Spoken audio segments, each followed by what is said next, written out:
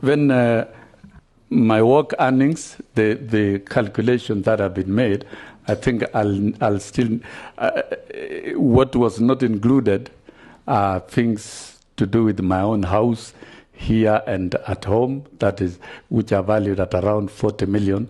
That will be corrected, and land, which valued around 15 million, and savings in my saccos and my car. If you do that mathematics, it comes up to 65 million.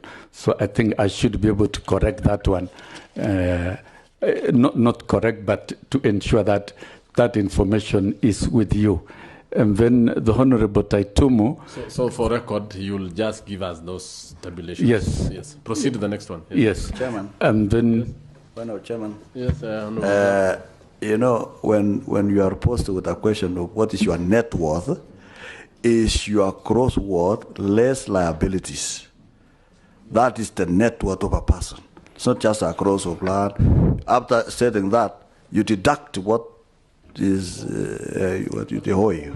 Yeah. And so that you get your net worth. And accurately, he has given us the direction. Accurately, Honorable Makilap, that is what my accountant did properly.